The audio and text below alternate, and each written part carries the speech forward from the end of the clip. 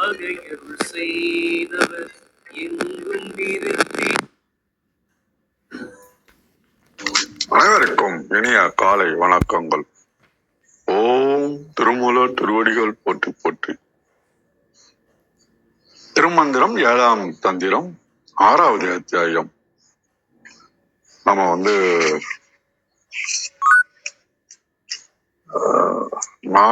நாலுலிங்கம் சிந்திக்கின்றோம். 2வது பாடல். நாளான கீழ துருவ நடுநிற்க, நாளான கீழ துருவ நடுநிற்க மேலான நான்கும் மருவு மிக நாப்பன், மேலான நான்கும் மருவு மிக நாட்பன், நாளான ஒன்று மறுவுறு நன்னாள், நாளான ஒன்று மறுவுறு நன்னாள், பாலாம் இவையாம் பரசிவம் தானு. நேற்று வரைக்கும் உருவம், அருவம், அருவுருவம் பற்றி பார்த்தோம். இப்ப இந்த உருவத்துல 4 விஷயங்கள் வருது. இந்த 5 தொழில்கள்ல காத்தல், அழித்தல் அப்படின்னு இருக்கு பார்த்தீங்களா? ஹரி, ஹரி, அரண், சீசன் இந்த 4ம் உருவ நிலை. சதாசிவம் அருவுருவ நிலை. விந்து, நாதம், சக்தி, சிவம் அப்படின்றது அருவ நிலை. இப்படியாக இந்த 9 நவபேதம் அப்படின்னு நமக்கு சொல்றாங்க. இந்த நவபேதத்துல நமக்கு முக்கியமா புரியப்பட வேண்டும் வச்சுக்கீங்களா. நம்ம கொஞ்சம் இந்த 9 சைவ சித்தாந்தத்துல பாத்தீங்கன்னா உயிர்கள் 9 வகையான இறைநிலைகளை அல்லது நிலைகளை நவபேதங்கள்னு சொல்றாங்க. சிவம், சக்தி, நாதம், விந்து இது சதாசிவத்துக்கு மேல இருக்கிறது. சிவம்னா தூய பேரறிவு, சக்தினா சிவனுடைய அருள் ஆற்றல், நாதம்னா சிவத்திலிருந்து வெளியே வரக்கூடிய, சிவசக்தியிலிருந்து வெளியே வரக்கூடிய முதல் ஒளி சவுண்டு. விந்துன்றது அதுக்கு ஆதாரமா இருக்கக்கூடிய லைட்டு அல்லது ஆற்றல், எனர்ஜி லெவல். இந்த வடிவம் மற்றும் அருவமான நிலைக்கு நடுவில் இருக்கிறது சதாசிவம். அடுத்த நாள் இருக்கு பார்த்தீங்களா, மகேஸ்வரன் உலகத்தை இயக்குகின்ற கடவுள், உருத்திரன் ஒடுக்குகின்ற கடவுள், திருமால் காக்கின்ற கடவுள், பிரம்மன் உலகை படைக்கின்ற நவபேதம் அப்படின்னு நமக்கு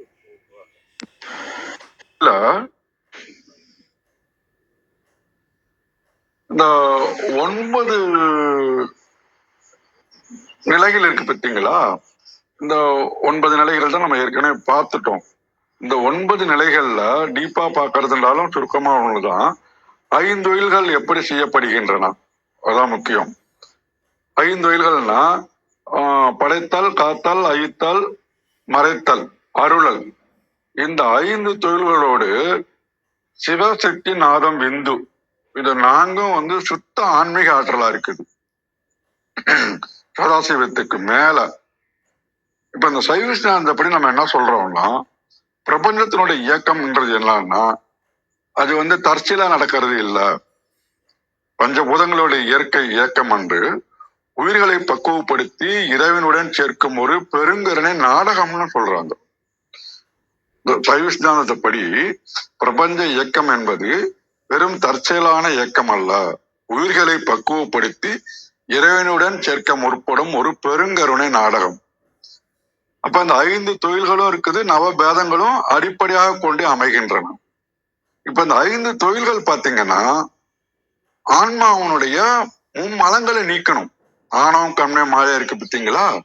இந்த 5 தொழில்கள் ஆன்மாவுடைய முன்மலங்களை எப்படி நீக்கும் அப்படின்னு சொல்லி பாத்தீங்கன்னா, ஆணவம் நான் என்ற அகந்தையில வர்றது, கண்மம்ன்றது நல்வினை தீவனை புண்ணியத்துல வர்றது, மாலைன்றது பிரபஞ்ச பொருட்கள், உடல், ஆன்மா, உலகத்தை அனுபவிப்பதற்காக இறைவனால் கொடுக்கப்பட்ட ஒரு கருவி. ஓகேங்களா. இப்ப இந்த 5 தொழில்கள் இந்த 3 மாலைகளை எப்படி நீக்குதுன்னு பார்த்தோம்னா, ஒண்ணு இருளில் கிடைக்கின்ற ஆன்மாவை இறைவன் உடலையும் உலகையும் படைத்து அது வாழ்வதற்காக காக்கலாம். இப்ப இந்த ஆணவ மலம் முற்றிலும் போகணும், மாயையிலிருந்து விலகணும் அப்படின்னாக்கா அந்த ஆன்மா சிற்றறிவை விட்டு வெளியில வரணும், மாயத்தின் பிடியிலிருந்து வெளியில வரணும். அப்ப இந்த இடத்துல ஆன்மா உலக வாழ்க்கையில இன்பத் துன்பங்களை அனுபவிச்சுக்கிட்டே இருக்கின்ற வினைகளை கரைச்சி முடியும் போது கரைச்சில மறைத்தல் மூலமாக ஆன்மாவானது ஒடுக்கப்பட்டு தொடர்ச்சியாக இறைவனை ஒப்பு மூலமாக மலபரி பாகம் நடைபெற்று அதன் மூலமாக நாம் இந்த இறைவனுடைய திருவடிக்கு செல்கின்றோம். இப்ப இந்த நெல் இருக்கு பார்த்தீங்களா, உமி தவிடு முளை, இந்த 3 நீக்கினாதான் அரிசி ஆகும். அது போல மும்மலங்களும் தட்டுநிவாதம் மூலமாக ஆன்மா முக்தி அடையும் போது சித்தாந்தத்தின்படி பசுபொது பாசமாக அது பரிணமிக்கின்றது. இப்ப இன்னைய பாடலுக்கு நம்ம வந்தோம்னு வச்சுக்கலாம், கிட்டத்தட்ட நமக்கு என்ன சொல்ல வரார் அப்படின்னாக்கா, இந்த 9 நவபேதம் அப்படின்றாங்க இல்லைங்களா, மேல அருவம் 4, கீழே உருவம் 4, நடுவில் சதாசிவம். அதுதான் திருப்பி இந்த பாடலை நமக்கு உணர்த்த கொள்ளக்கூடிய ஒரு விஷயம். அருவ நிலைகள் சிவம் சக்தி நாதம் இந்து, அதான் சொல்லிட்டோம். கண்ணுக்கும் எண்ணத்துக்கும் எட்டாத அருவ திருவமேனிகள். இது சுத்த அறிவு நிலைன்னு சொல்றாங்க. நம்ம உருவ நிலையில மகேஸ்வரன், உருத்திரன், திருமால், பிரம்மா இவங்கதான் உலகத்தை பார்த்தல், கிடைத்தல், அழித்தல், மறைத்தல் 3ம் பண்றாங்க. இவங்க உருவ திருமேனிகள். சதாசிவம் அருவுருவ திருமேனி. இந்த 4 அருவ நிலைகளும் கீழே இருக்கிற 4 உருவ நிலைகளும் எடுக்க நடுவுல நாப்பண்ணாக சதாசிவம் அல்லது ஞானலிங்கம் நிற்கின்றது. இந்த தலைப்புக்கே வர்றது இதுதான். சதாசிவம் இந்த இடத்துல மேல 4 கீழே 4க்கு நடுவுல ஞானலிங்கமாக இருக்கின்றார். இந்த இடத்துல டோட்டலா பார்த்தோம்னா பரசிவன்றது ஒரே பரம்பொருள் தான். ஆன்மாக்களுக்கும் பக்குவத்துக்கும் உலகத்தை இயக்குவதற்கும் இவ்வாறாக 9 தன்மையா பிரிச்சிருக்கான தவிர எல்லாமே ஒண்ணுதான். ஏகன் அநேகன் வாழ்க அப்படின்றாங்க பார்த்தீங்களா, அந்த பாடல் பிரகாரம் வரி பிரகாரம் நமக்கு சொல்லலாம். ஒரு குட்டி கதை சொல்லணும்னாக்கா, ஒரு சிறந்த சிவபக்தர் வாழ்ந்து வந்தாரு. சிவபெருமானின் தத்துவங்கள் எல்லாம் நல்ல உணர்ந்த ஞானி. அவரு ஒரு ஊருக்கு போகும்போது பெரிய விவாதம் நடந்துட்டு இருக்குது. அங்க இருந்த மக்கள் என்ன பண்றாங்க, 9 குழுக்களா பிரிச்சுக்கிட்டு, ஒரு குழுவினர் பிரம்மன் தான் பெரியவரு, இன்னொருத்தர் திருமால் தான் உயர்ந்தவரு, அப்புறம் நாதவந்துக்கான அருவருமா இருக்கிறவர் தான் உயர்ந்தவரு, இப்படின்னு சதாசிவம் நடுநாயகன் தான் உயர்ந்தவருன்னு எல்லாரும் மோதிக்கிட்டாங்க. அப்போ ஒவ்வொருத்தரும் தன் சொல்றது உண்மைதான், கரெக்ட்னு சொன்னாங்க. ஞானிக்கு என்ன பண்றாரு, இந்த குழப்பத்தை தீர்ப்பதற்காக ஒரு புகழ்பெற்ற நகை வியாபாரி கிட்ட வந்தாரு. அவர்கிட்ட ஒரு தூய்மையான தங்க காப்பை கொடுத்து, இதுல 9 விதமான சிறந்த சிற்பி கிட்ட கொடுத்து தனித்தனியா ஒரு பொருளா செய்ய சொன்னாரு. ஒருத்தர் கிரீடம் செஞ்சாரு, ஒருத்தர் மாலை செஞ்சாரு, ஒருத்தர் மோதிரம் செஞ்சாரு, ஒட்டியானம், இப்படி 9 வகைகள். நகைகள் பார்த்தவங்க என்ன பண்ணாங்கன்னா, ஆகா கிரீடம் உயர்ந்தது, தலையில வைக்கிறாங்க, அப்புறம் மார்புல மாலை அணியறது அது சிறந்தது, இப்படின்னு திருப்பி சண்டை வந்துச்சு. அப்ப எல்லாத்தையும் பார்த்தாரு. வடிவங்கள் தான் வேறு வேறு தவிர அனைத்தும் ஒரே தங்கம்தான், எடையும் ஒன்றுதான், தங்க மதிப்பில் மாற்றமில்லை. அதுபோல எல்லாம் 9 நவபேதங்களாக இருந்தாலும் சிவபெருமான் பரசிவன் பரம்பொருள் தங்கம் போன்றவர். அதனால அவர் படைப்பதற்காக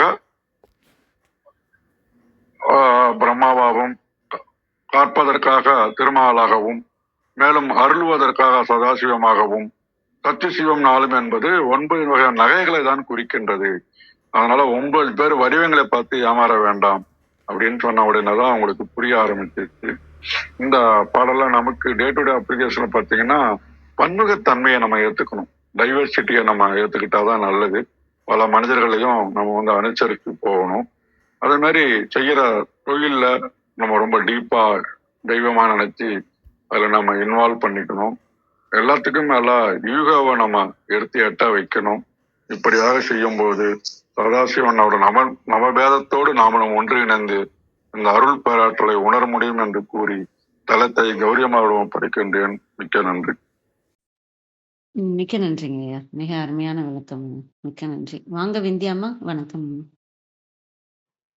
அனைவருக்கும் வணக்கம். ஓம் சிவசக்தி போற்றி, ஓம் திருமுலரே போற்றி. 1764வது திருமந்திரம். உரு அரு அரு உருவான பரம். திருமந்திரம்.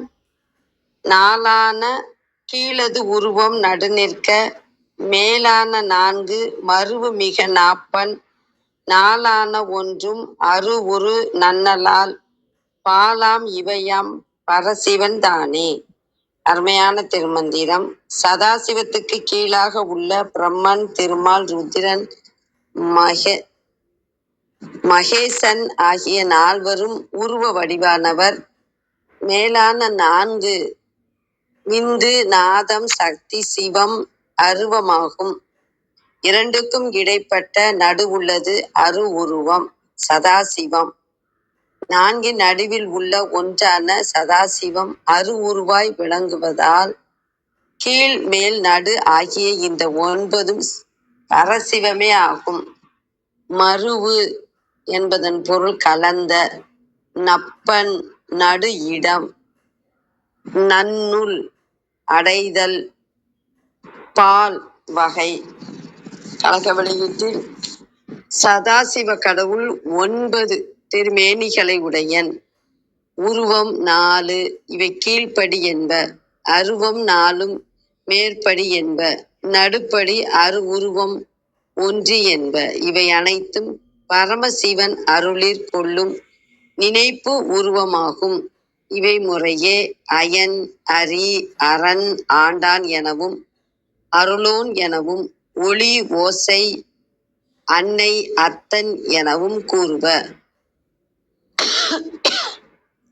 4ஆன கீழது உருவம் அரு உருவமாகிய சதாசிவத்துக்கு கீழ்ப்பட்ட அயன், அரி, அரண், ஈசன் ஆகிய 4 பேதங்களும் உருவம் ஆகும். மேலான 4ம் அருவம் அரு உருவமாகிய சதாசிவத்துக்கு மேற்பட்ட விந்து, நாதம், சக்தி, சிவம் ஆகிய 4 பேதங்களும் அருவம் ஆகும். நாப்பன் நடுவில் உள்ள 4ஆன ஒன்று ஈசன். அரண், அரி, அயன் ஆகியவர்களை நடத்தும் சதாசிவம் ஒன்றும் அரு உருவாம் பாலாம் இவை. இவ்வாறு முதற் பகுதியில் அடங்கும் 9 வடிவங்களும். அனைவருக்கும் நன்றி, வணக்கம். சிவசிவ. திருச்சிற்றம்பலம். மிக்க நன்றிங்கம்மா. அருமை. வாங்க கிருத்திகாமா, வணக்கம் அம்மா.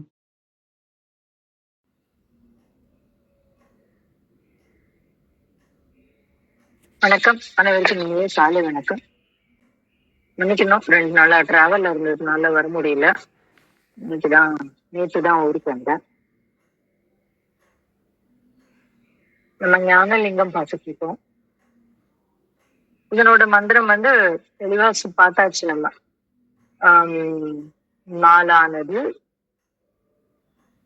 நாலான கீழது உருவ நடுவு நேர்த்த அப்படின்னு சொல்றாரு. 4ஆன கீழது உருவம் அப்படின்னு பார்க்கலாம். நடு நேர்த்த மேலான 4ம் மருவும் மிக நாப்பன் அப்படின்னு சொல்றாரு. அப்போ அந்த இடத்துல நம்ம இந்த மந்திரத்துல ஒரு 2 வரிகள், 2 வார்த்தைகள் ரொம்ப முக்கியமான ஒரு வார்த்தையா இருக்கு. என்ன அப்படின்னா, மருவும் 4ம் அருவு மிக நாப்பன் அப்படின்னு அந்த இடத்துல பண்ணுங்கிற ஒரு சொல் வருது. அதுக்கப்புறம் அடுத்த வார்த்தை சொல்றாரு நன்னலால் அப்படின்னு 3வது வரி கடைசியில ஒரு வார்த்தை வருது. நன்னலால் அப்படின்றாரு. அப்போ அந்த நன்னலால்ங்கிறதுக்கு என்ன அப்படின்னு நம்ம பார்க்கணும். பாலாம் இவையாம் பரசிவம் தானே அப்படின்னு சொல்றாரு. அப்போ இந்த பாலாம் இவையாம் அப்படின்னு அது என்ன அப்படின்னும் நம்ம பார்க்கணும். பொதுவா பால் அப்படிங்கறது ஒரு தொகுப்பு அப்படின்னு பார்க்கிறவங்களும் இருக்காங்க. அநேக உரையாசிரியர்கள் இப்படிதான் இந்த ஆண் பால், பெண் பால் அப்படின்னு நம்ம சொல்றோம் இல்லையா, அந்த மாதிரி இந்த பாலாம் அப்படிங்கறத இவர் அநேக உரையாசிரியர்கள் அந்த தொகுப்புல வச்சு பார்க்கறாங்க. இந்த 9 பேரும் அப்படின்னு சொல்றதுக்காக இந்த வார்த்தையில இவங்க பாலாம் அப்படின்ற ஒரு வார்த்தையை உபயோகம் பண்ணியிருக்காங்க அப்படின்னு உரையாசிரியர்கள் சொல்றாங்க. உண்மைதான், அப்படியும் இருக்கலாம். இன்னொன்னு நம்ம ஆழமா போய் பார்த்தோம்னா வேறொரு பொருள் நமக்கு கிடைக்கும். என்ன கிடைக்கும்? 4ஆன கீழது உருவம் முடிஞ்சிச்சு. அது நம்ம ஏற்கனவே பார்த்துட்டோம். சதாசிவத்திற்கு கீழே உள்ள உருவமாக இருக்கக்கூடிய 4வர் அப்படின்னு சொல்லியாச்சு. மேலான நான்கும் நடு நிற்க மேலான நான்கும் அருவம். அப்ப யாரோ ஏதோ ஒண்ணு நடுவுல நிக்குது, அதற்கு மேலான அருவமாக நான்கு நிற்கிறது. அந்த நாளும் எதுவும் நம்ம பார்த்தாச்சு. நாதம், விந்து, சக்தி, சிவம் அப்படிங்கிற அந்த அருவத்தையும் சொல்லாச்சு. நான்கும் அருவம் மிகு நாப்பண் அப்படின்னு சொல்றாரு. அப்ப இந்த இடத்துல எதை பற்றி கொண்டு நாம் இந்த சதாசிவத்தோடு ஒன்றி இருந்தால், அதனாலதான் அந்த வார்த்தை சொல்றாரு நன்னலால் அப்படின்னு சொல்றாரு. எது நன்னல் அப்படிங்கறத நீங்க ஒரு வார்த்தை என்ன வார்த்தைன்னு நீங்க பாத்தீங்கன்னா, நன்னல் அப்படிங்கிற ஒரு வார்த்தைக்கு விருப்பத்தோடு நம்ம இருக்கிறது அப்படின்னு ஒரு பொருள் இருக்கு. அதற்கு பிறகு ஒடுங்கி இருத்தல், ஒன்றி இருத்தல் அப்படின்னு ஒரு பொருள் இருக்கு. அப்போ அந்த பொருளை இங்க எடுத்துட்டு வாங்க. என்ன சொல்றாரு? உருவத்தோடு ஒன்றி இருக்கும் பொழுது அப்படின்னு நம்ம எடுத்துக்கலாம் இந்த இடத்துல. அப்படி ஒன்றி இருக்கும் போது நமக்கு என்ன கிடைக்குது? பாலாம் இவையாம் பரசிவம் தானே அப்படின்னு சொல்றாரு. அப்ப இந்த பாலாம் அப்படிங்கிறது என்ன அப்படின்னா, திருமூலர் பால்னு எதை குறிக்கிறார் அப்படிங்கிற ஒரு கேள்வி நமக்கு வந்ததுன்னா, நம்ம சரியான ஒரு இடத்துல போய் சேருவோம். ஏன்னா அவர் இதுக்கு முன்னாடி என்ன சொல்லி இதுக்கு முன்னாடி அநேகமா இந்த வார்த்தை உபயோகம் பண்ண மாட்டாரு. இனிமே வர்ற மந்திரங்கள்ல ரொம்ப ஆழமா பயணப்படக்கூடிய 8ஆம் தந்திரம் 9ஆம் தந்திரத்துல இவர் இந்த வார்த்தைகளை உபயோகம் பண்ணுவாரு. என்ன சொல்லுவாரு அப்படின்னா, பாலாம் அமிர்து உண்டு பற்று அற பற்றினால் அப்படின்னா, அந்த அமிர்தத்தில் சொல்லக்கூடிய வார்த்தையாக இந்த இடத்துல பால் அப்படிங்கிற ஒரு வார்த்தையை உபயோகம் பண்ணுவாரு. இன்னும் ஒரு இடத்துலயும் சொல்லுவாரு, அநாதி ஜீவன் ஐமலம் மற்ற பாலாய் அனாதி அடக்கி தன்னை கண்டு அரணாய் அப்படின்னு. அப்ப அதாவது அந்த ஐமலங்களும் நீங்கிய அமிர்தமாக அந்த ஜீவன் மாறும் பொழுது அப்படின்ற ஒரு வார்த்தையை சொல்லுவாரு. பாலாய் பிரமன் அரி அமராபதி அப்படின்னு இன்னொரு இடத்துல சொல்லுவாரு. அப்ப எல்லாமே இந்த பால் அப்படிங்கிற ஒரு வார்த்தைய அவர் எதற்கு உபயோகம் பண்ணுவாரு அப்படின்னாக்க, மிகவும் மலங்களற்ற அமிர்தம் அப்படின்னு ஒரு சொல்ல குறிக்கிறதுக்காக இந்த வார்த்தையை உபயோகம் பண்ணுவாரு. இப்ப பாருங்க, பாலாம் இவையாம் பரசிவம் தானே, இந்த எண்ணத்தை இந்த மலங்களற்ற அந்த பரசிவம் இவர் என்று நம்ம புரிஞ்சுக்கிறதுக்கு இந்த அமிர்தம் தேவை. அந்த அமிர்தமாக இருக்கின்ற, அப்ப அந்த அமிர்தத்தை பத்தி நம்ம தெரிஞ்சுக்கணும்னா அந்த அமிர்தத்தை சுவைக்க வேண்டும் நம்ம, இல்லைங்களா? நம்ம யோகத்துல கூட அமிர்தத்தை சுவைத்தல் அப்படின்னு ஒண்ணு உண்டு. அமிர்தம் மேல இருந்து உள்நாக்குக்கு மேல இருந்து விழும், அதை உள்நாக்குக்குள்ள இருந்து வாங்கிக்கணும். இதெல்லாம் யோக பார்வையில நம்ம பார்க்கக்கூடிய ஒரு சில விஷயங்கள். அப்போ இந்த இடத்துல என்ன சொல்றாரு? நன்னலார் அப்படின்னு சொல்றாரு. எதனோடு நன்னலார்? இந்த உருவான சதாசிவத்தோடு நன்னலால். ஏன்னா இந்த உடலோடு தான் நம்ம இருக்கோம், இந்த உருவத்தோடு தான் நாம் இருக்கிறோம். அப்ப இந்த உருவத்தோடு இருக்கக்கூடிய அந்த அந்த அந்த அந்த அந்த நிலையில நம்ம அந்த அருவத்தோடு இருக்கக்கூடிய அந்த நாளோடும் நாம் ஒன்றும் பொழுது எந்த இடத்துல ஒன்ற முடியும்? இந்த அருவும் உருவும் சேர்ந்த இடத்துலதான் நம்மளால ஒன்ற முடியும். அததான் சதாசிவம்னு இத்தனை நாளா நமக்கு சொல்லி கொடுத்துட்டு இருக்கிறாரு. அப்போ அதோடு ஒன்றும் பொழுது பாலாம் இவையாம். அப்ப இந்த இடத்துல பால் அப்படிங்கிறது என்ன பொருள்ல வருது அப்படின்னா அமிர்தம். அந்த அமிர்தம் என்னத நமக்குள்ள எப்படி விளையுது அப்படின்னா ஞான லிங்கமாக விளைகிறது, ஞானம்.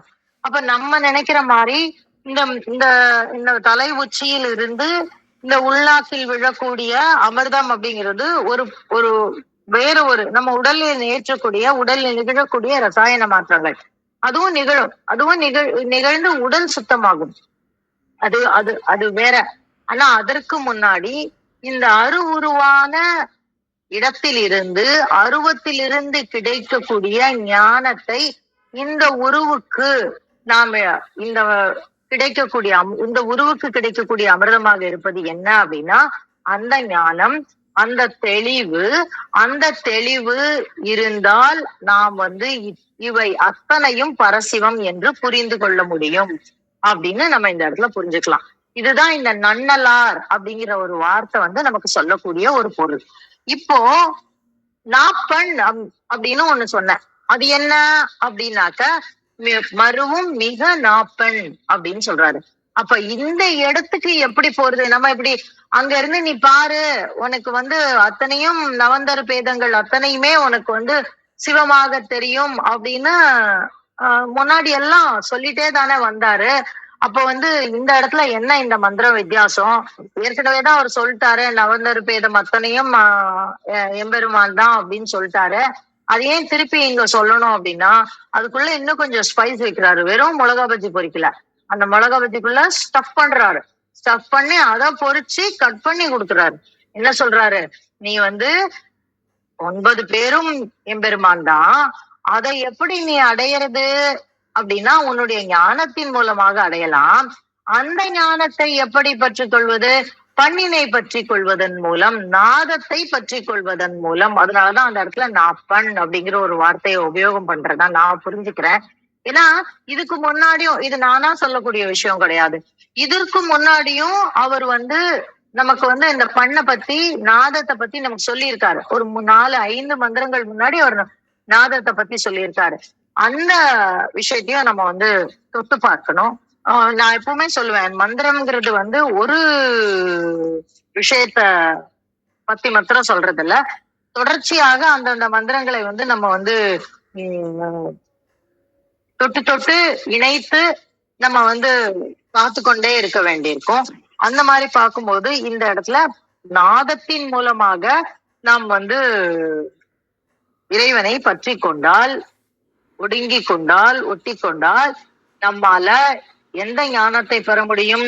இவை அனைத்தையும் பரசிவம் என்கின்ற ஞானத்தை நம்மால் பற்றி கொள்ள முடியும்.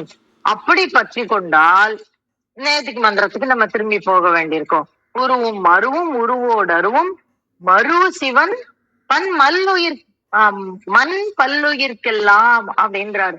அப்போ ஓன் குரு பெருசு ஏன் குரு பெருசுன்னு வரவே வராது. மண் பல்லுயிர்க்கெல்லாம் சொன்னார் இல்லையா? எதுக்காக இதை சொல்றாரு? நம்ம இந்த நவந்தரு பேதங்கள் 9 சிவம்னு மாத்திரம் தெரிஞ்சு கொண்டா பத்தாது, உலகத்துல இருக்கக்கூடிய அத்தனை குருமார்களும் ஒண்ணுதான் அப்படிங்கிற ஒரு ஞானம் நமக்கு வரணும். அப்படி வர்றதுதான் குருவும் என நிற்கும் கொள்கையனாகும். அப்ப அந்த கொள்கையன் தான் எப்படி இருக்கிறான்? இங்கே நவந்தர பேதமாக நிற்கிறான். அவனை எப்படி பற்றி கொள்ள வேண்டும் அப்படின்னு நம்ம அதான் நல்கும் சதாசிவம் தானே அப்படின்னு நேற்று சொல்லிட்டாரு அவர். அப்படி சொல்லும் பொழுது இந்த மண் பல்லுயிர்க்கெல்லாம் அப்படிங்கிற வார்த்தை இந்த போன மந்திரத்துல ரொம்ப முக்கியமான ஒண்ணு. அந்த மந்திரத்துல என்ன சொல்றாரு? உனக்கு மாத்திரம் இல்லப்பா, ஊர்ல இருக்கிற அத்தனை பேருக்கு யாரெல்லாம் குருவா இருக்காளோ அவங்க எல்லாருமே இந்த எம்பெருமான் தான் அப்படின்னு நமக்கு காமிச்சு தராரு. அப்போ அனைவரையும் ஒன்றாக பாவிக்கக்கூடிய ஒரு மனநிலை இல்லைங்களா? அப்ப என் குரு பெருசு, ஓன் குரு பெருசு, என் குரு சொல்லி கொடுத்ததுதான் பெருசு, ஓன் குரு சொல்லி கொடுத்ததுதான் பெருசுன்னா நம்ம பேசவே முடியாது. எல்லாரும் ஒண்ணு, எல்லாருடைய நிலையும் ஒன்று. அவரவர்களுடைய பரிபாகத்திற்கு தக்கவாறு அவரவர்களுக்கு அவர் விளங்கி நிற்பார். அதனால்தான் மண் பல்லுயிர்க்கெல்லாம் அப்படின்னாரு. எனக்கு கொஞ்சம் அடிச்சு சொன்னாதான் புரியும்னா அடிச்சு சொல்ற குரு அமைவாரு எனக்கு. இல்ல தொட்டு காட்டினா போதும் அப்படின்னு யாருக்காவது இருந்தா அவங்களுக்கு தொட்டு காட்டுற குரு அமைவாரு. அப்ப தொட்டு காட்டுற குரு தான் ஒஸ்தி அப்படின்னு நம்ம நினைச்சிடக்கூடாது. ஒரு சிலருக்கு கண் அசைவுல புரிய வைப்பாரு, அப்ப அந்த குரு தான் ஒஸ்தின்லாம் நம்ம சொல்லக்கூடாது. நம்ம உயிருக்கு அந்தந்த உயிர்களுக்கு தக்கவாறு யாரை கடை தேற்ற முடியுமோ அவர்கள் குருவாக அமைவார்கள். அப்போ அந்த விஷயத்தான் நம்ம இந்த இடத்துல பார்க்கணும். அத சொல்லிட்டு அதை எப்படி புரிஞ்சுக்கிறது அப்படின்னு முதல்ல குருதான் சதாசிவம்னு சொல்லிட்டாரு. அந்த சதாசிவம் எங்க இருக்கு, அதை எப்படி பற்றி கொள்வது, அப்படி பற்றி கொள்வதன் மூலம் நீ என்ன ஞானத்தை அடையிற அப்படின்னு ரொம்ப அழகா ஒரு சின்ன குழந்தைக்கு சொல்ற மாதிரி சொல்லி தர்றாரு திருமூலர். நமக்கு இது புரியணும். அது புரிஞ்சிட்டுன்னா அந்த பேதம் போய்விடும் அப்படிங்கிறதுதான் ரொம்ப முக்கியமான அஜெண்டா இந்த மந்திரத்தோடது. அதை உங்களோடு பகிர கிடைத்த இந்த காலை வேலைக்கு நன்றி சொல்லி என்னுடைய பகிர்தலை முடித்துக் கொள்கிறேன். நன்றி நண்பர். மிக்க நன்றிங்கம்மா. மிக அருமையான விளக்கம், நல்ல தெளிவான விளக்கம் கொடுத்தீங்க நிறைய ஒவ்வொரு வார்த்தைக்கும். மிக்க நன்றி. வாங்க தியாகராஜன் ஐயா, வணக்கம் ஐயா.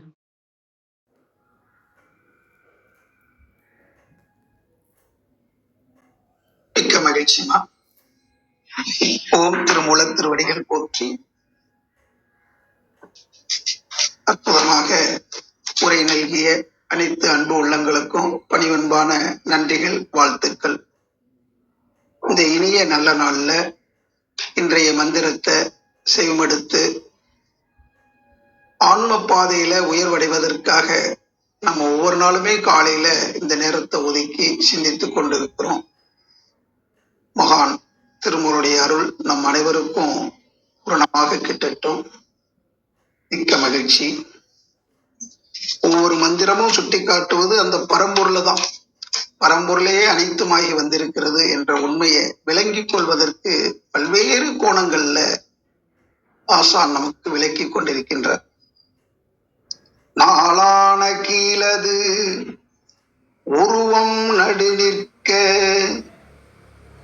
நாளான கீழது உருவம் நடு நிற்க, மேலான நான்கும் அருவம் மிக நாப்பன், நாளான ஒன்றும் அருவுரு நன்னலால், நாளான ஒன்றும் அரு உரு நன்னலால், நாளான ஒன்றும் அரு உரு நன்னலால், பாலாம் இவையாம் பரசிவன் தானே, பாலாம் இவையாம் பரசிவன் தானே. நாளான கீழது உருவம் நடு நிற்க, மேலான நான்கும் அருவம் மிக நாப்பன், நாளான ஒன்றும் அருவுரு நன்னலால், பாலாம் இவையாம் பரசிவன் தானே, பரசிவன் தானே, பரசிவன் தானே. தானாகி நிற்கின்ற அந்த தானவன் தாழ் பணிந்து பார்ப்பசு ஐந்தும் பாலாய் சொரியுமே என்ற அளவுல அந்த பாலாம் இவையாம், எவை இந்த உடல்ல இருக்கக்கூடிய பஞ்சபூதங்கள், அந்த பஞ்சபூதங்களின் மூலமாக நாம் அனுபவித்துக் கொண்டிருக்கின்ற அனைத்து இன்பங்கள், இவை அனைத்தும் ஒருங்கே அமைந்திருக்கின்ற இடம் மூலாதார மையம். நமசிவய என்று சொல்லும் போது நடு நிற்கின்ற சிகாரமாக இருக்கின்ற அந்த பரம்பொருள், அந்த பரம்பொருளே அனைத்துக்கும் நடுநாயகமாக இருக்கிறது. இந்த மூலாதார மையத்தில் உறைந்து கொண்டிருக்கின்ற அந்த தெய்வீக மையம், அதற்குரிய ஆற்றல் அத்தனையும் நமக்கு வரப்பெறுகிறது என்றால் இந்த உருவம் உச்சியிலிருந்து பாத வரைக்கும் இந்த உடலை கவனிக்கும் போது இந்த உடலுக்கு நடுவத்துல இருக்கக்கூடிய மையம்தான் அந்த மூலாதார மையம். மூலாதார மையத்துல அந்த கீழ் மையத்துல இது கீழண்டம்னு சொல்லலாம், உச்சி துரியத்தை மேலண்டம்னு சொல்லலாம். இந்த உலகத்துல இருந்து நாம பார்க்கும்போது கீழதுல அந்த நாளானது இருக்குது, அடங்கி இருக்கு. அந்த மூலாதார மையத்துல மண் மையத்துல விண், காற்று, நெருப்பு, நீர் அத்தனையும் அங்கே அடக்கம் பெற்றிருக்கிறது. அது உருவமாக உருவ தோற்றத்திற்கு உதவி கொண்டிருக்கிறது. ஆனா இந்த தோற்றத்திற்கு மூலப்பொருளாக இருக்கக்கூடிய அந்த பரம்பொருள் எப்படி இருக்கிறது என்றால் ஆகாயத்துல விரிந்த நிலையில இருக்கு, நம்முள்ளும் ஊடுருவி நிறைந்து இருக்கிறது. அதிலிருந்து அந்த ஆற்றல் தான் சக்தியாக இந்த பிரபஞ்சம் முழுவதும் ஊடுருவி நிறைந்து இருக்கிறது. அந்த சக்தி தான் அனைத்துக்கும் காரணமாக இருக்கிறது.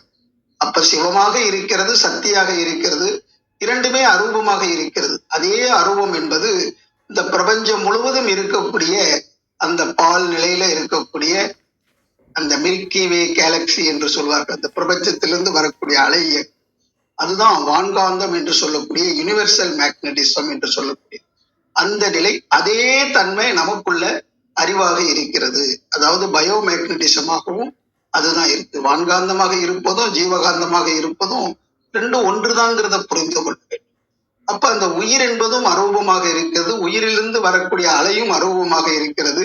விண்ணிறைந்த அந்த சக்தியும் அரூபம், சிவமும் அரூபம் என்று சொல்லும் போது இந்த ரெண்டுக்கு இடையில, இந்த உருவத்துக்கும் அருவத்துக்கும் இடையில என்ன இருக்கு இதுச்சு பாருங்க. இந்த பஞ்சபூதங்கள், பஞ்சபூதங்களுக்கு மேலான அதுக்கு மூல சக்தியாக இருக்கக்கூடிய அந்த ஆற்றல், இது ரெண்டையும் இணைத்து வைக்கின்ற பாலம் போன்று இருப்பது எது என்பதை சிந்தித்து பார்க்கணும். அருவுரு நன்னலால், அப்ப அருவமாக இருக்குது, உருவமாக இருக்குது. அந்த அருவம் உருவமாக வந்த போது உருவுக்கு பாலமாக இருந்து நமக்கு அந்த இடையினின்று எல்லாவற்றையும் இணைத்து காத்து இயக்கி கொண்டிருக்கக்கூடிய அந்த சக்தி தான் அளப்பரிய சக்தி. அதுதான் அந்த தெய்வத்தினுடைய ஒரு மிகச்சிறப்பு. அது இன்னைக்கு விஞ்ஞான யுகத்துல மேக்னெட்டிக் என்று சொல்ற மெகாநெட் தான் மேக்னெட். மெகாநெட் அதனுடைய நெட்வொர்க்கை நம்மளால கணிக்கவே முடியாது. இன்னைக்கு எல்லாமே ஒரு எல்லையில தான் இயங்கிக்கிட்டு இருக்கு நெட்வொர்க்கு.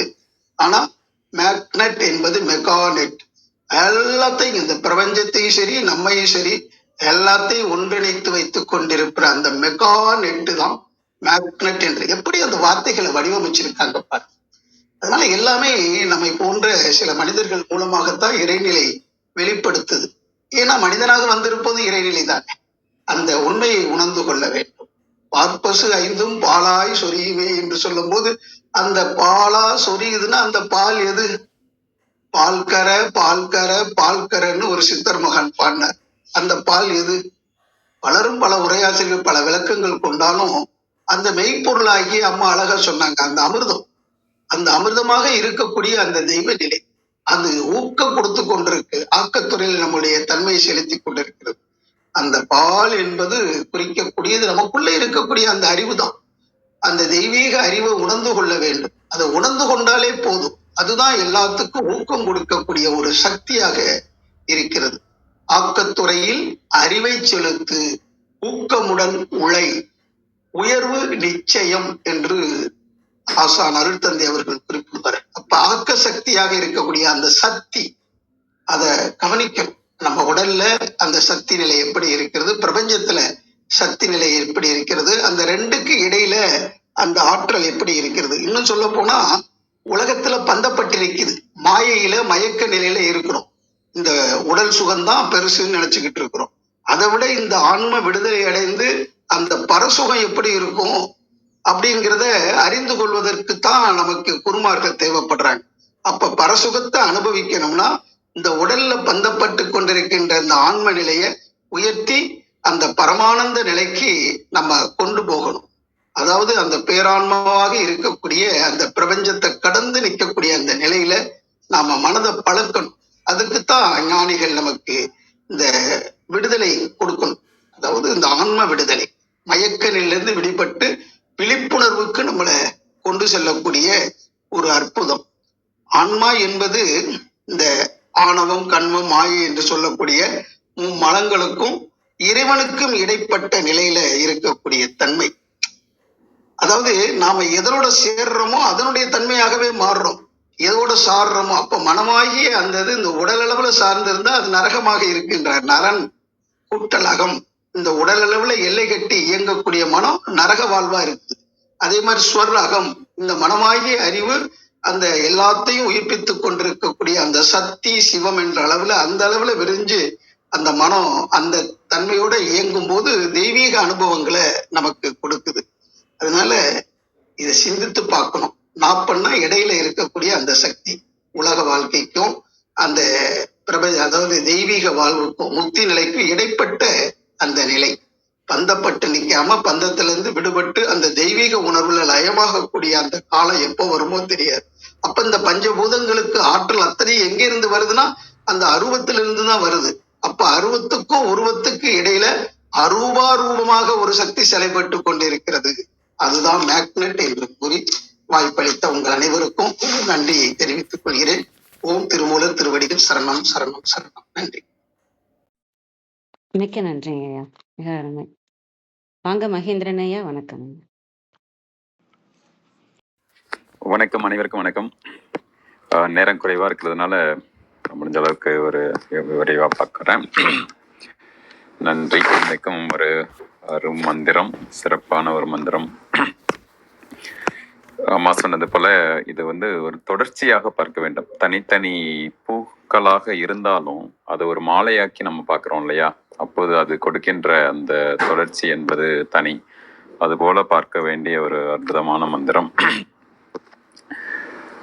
நாளான கீழது உருவம் நடு நிற்க மேலான நான்கும் அருவம் மிகு நாப்பன் நூலான ஒன்று அருவுரு நன்னலால் பாலாம் இவையாவும் பரசிவம் தானே.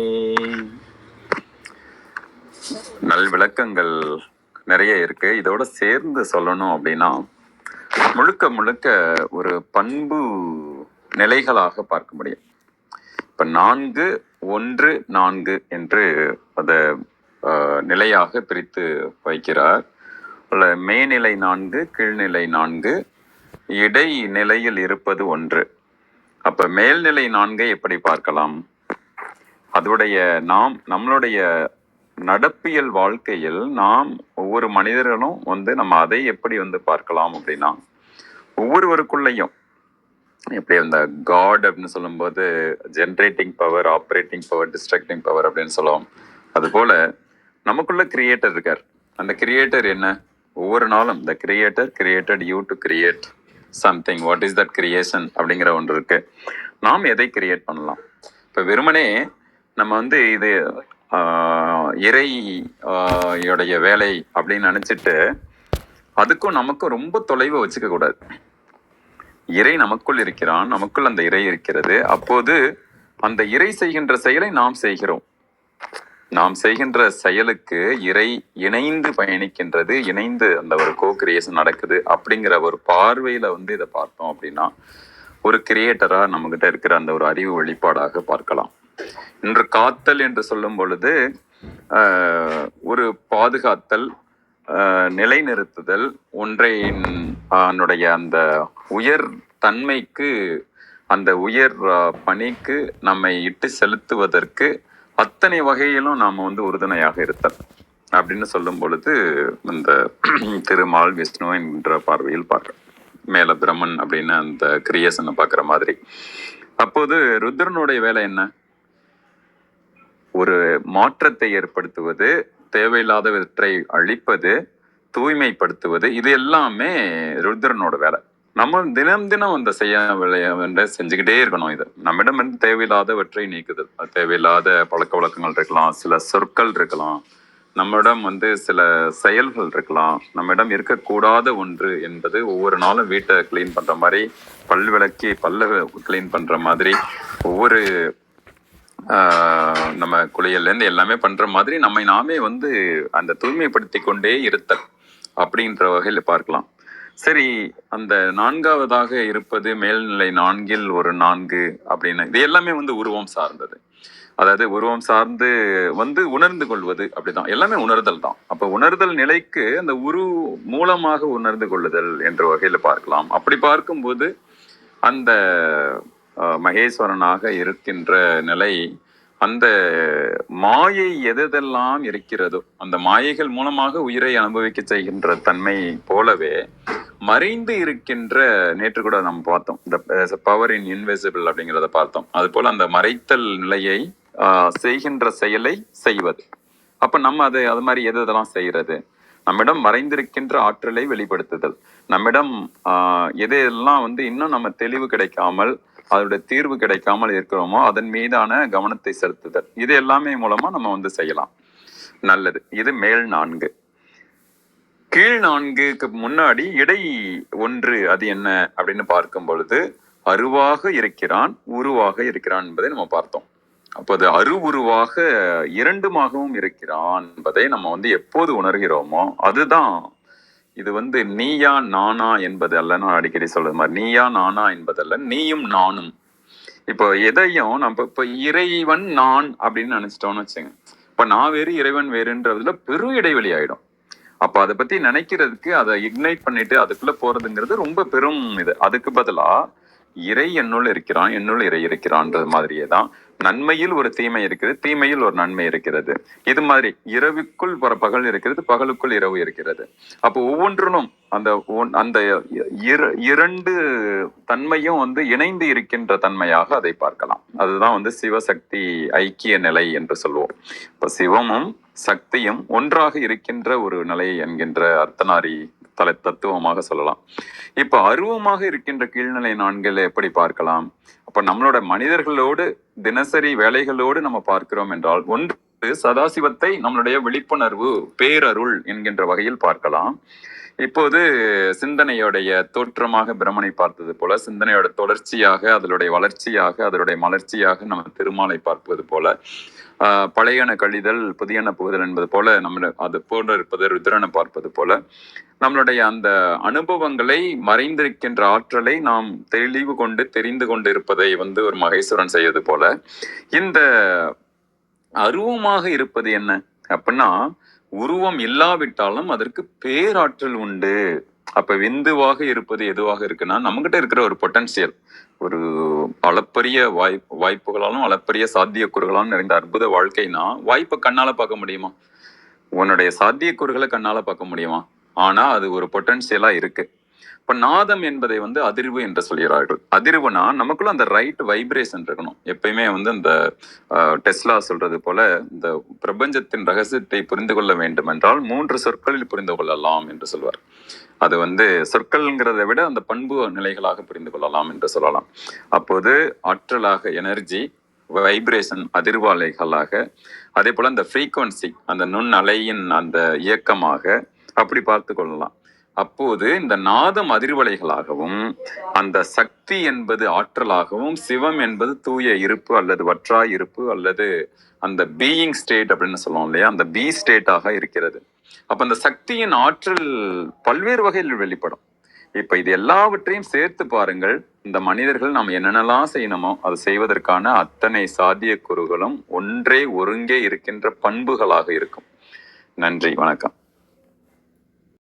மிக்க நன்றிங்க ஐயா. மிக அருமை. நிறைய விளக்கங்கள் கொடுத்துருக்கீங்க ஒவ்வொரு வார்த்தைக்கும். மிக்க நன்றி.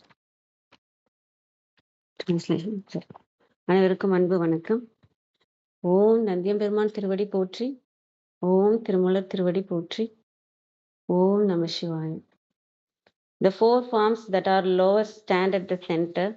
The 4 that are upper verily encircle the middle. The one that is 4 assumes the form as such.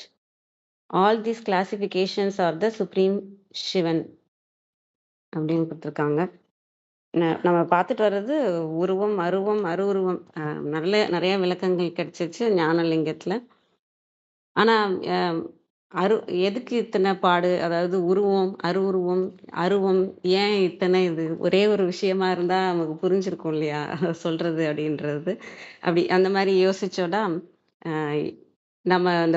நம்ம மாயத்திரையில இருக்கோம் இல்லையா, நம்ம மனம் நான் அப்படிங்கிற மாயத்திரை. நம்ம மனதுக்கும் உருவம் இல்லை. நம்ம மனதுக்கான உருவமாக கொடுக்கப்பட்டதான் நம்ம உடல்.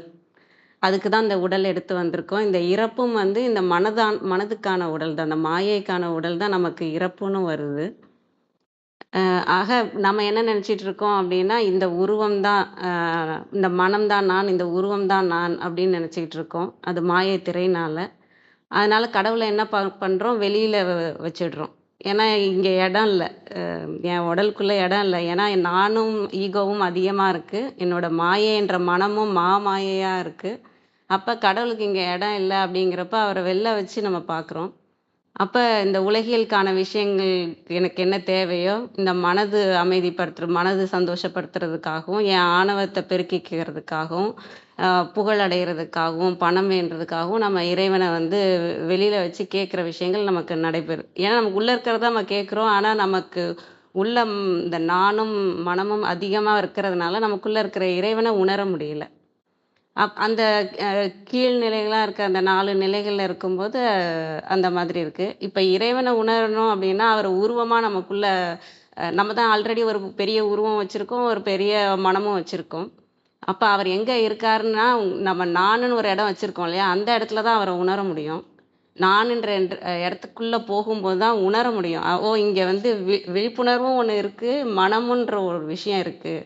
அந்த மனதை வெல்றது யாருன்னு பார்த்தீங்கன்னா இந்த விழிப்புணர்வு தான். இந்த மனம் பேசிக்கிட்டே இருக்க மனம், இந்த ஆசைகளை சொல்கிற மனம், இந்த பிரச்சனைகளை சொல்கிற மனம், இது எல்லாத்தையும் ஒரு ஆள் ஹீரோ மாதிரி ஒருத்தர் வர முடியும்.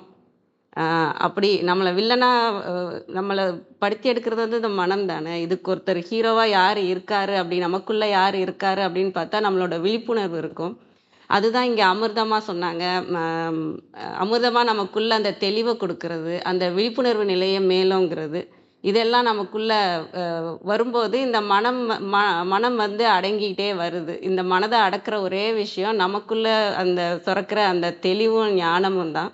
அது இந்த மனதை தாண்டி நம்ம ஒவ்வொரு நிலையா மேல்நிலைக்கு அந்த விழிப்புணர்வு வந்து உங்களுக்குள்ள அதிகமாக அதிகமாக தான் மனதை வெல்ல முடியும். அப்போ இறைவன் நமக்குள்ள வரணும்னா நான்ன்றது நீங்கணும், இதான் மனம்ங்கிறது நீங்கணும், எல்லாமே நமக்குள்ள நீங்க இந்த இதுக்குள்ள நமக்குள்ள இந்த விழிப்புணர்வாக தான் அந்த ஞானம் மலருது, அந்த தெளிவு மலருது. அப்போ இது தனிங்கிறது நமக்கு புரிய வருது. அதனால தான் நமக்கு அருவுருவமாக இருக்கிற டைம் என்னன்னா நம்ம மனமையும் பார்க்க முடியும், அதே சமயம் நம்மளோட விழிப்புணர்வையும் பார்க்க முடியும். நமக்குள்ள இருக்க ஹீரோவையும் பார்க்க முடியும், நம்மளோட வில்லனையும் பார்க்க முடியும். இந்த 2 பேரும் தான் நமக்குள்ளேருந்து இயங்கிட்டு இருக்காங்கன்றது புரியும். இவர் பிரச்சனை பண்ணார்னா இவரை அந்த விழிப்புணர்வை ஏற்றி அதில் காமிக்கவும் முடியும். அதே சமயம் அந்த மனம் முழுமையாக அருவ நிலைக்கு வரும்போது, அங்கே மனமே இல்லாத நிலை வரும்போது நம்ம இந்த உருவமே வந்து இறைவனுக்கான உருவமாயிடும். நம்ம உருவமே இறைவனுக்காக உருவமாயிடும். நம்மளோட நாதம் பரநாதம் ஆயிடும். நம்மளோட எண்ணங்கள் எல்லாமே, நம்மளோட சக்தி ஆற்றல் எல்லாமே இறைவனுக்கானதாகி அந்த அதோடைய லயத்தில் இருக்கிற மாதிரி ஆயிடும். அப்படி இருக்கிறதா இங்கே கடைசியாக பரசிவன் தானே அப்படின்னு. இதுக்கு முன்னாடி எல்லா இடத்துலையுமே ஞானமாக இருந்தது, உலகியல் ஞானமாக இருக்கும். நம்ம எப்போ நமக்குள்ளே இருக்கிற இறைவனை உணர்றோமோ அது அருவமாக தான் நமக்குள்ளே கொண்டு வர முடியும். இதே உருவம் தான், இதே மனம் தான், இதே எல்லாமே இதே தான் இருக்க போகுது. நம்மளோட உணர்தல் மட்டும், நம்ம யாருன்ற உணர்தல் மட்டும், நான் யாருன்ற உணர்தல் மட்டும் மாறும். அப்புறம் அந்த நான் முழுமையாக நீங்கிருச்சு தான் அங்கே வெறும் இறை மட்டும்தான் இங்கே இருப்பது என்பதும் உணரப்படும். இதுதான் சிந்திச்சது. அனைவருக்கும் நன்றி. நிறைவு செஞ்சுக்கலாங்களா? இன்று எங்களுடன் இணைந்த அனைத்து உள்ளங்களுக்கும் எங்களது மனமார்ந்த நன்றிகள். மீண்டும் நாளை காலை 6:30 மணிக்கு சந்திப்போம். தலம் நிறைவு பெறுகிறது. திருமூலர் திருவடிகள் சரணம் சரணம். திருமூலர் திருவடிகள் சரணம் சரணம். திருமூலர் திருவடிகள் சரணம் சரணம். அனைவருக்கும் நன்றி. ஓம் நம சிவாய.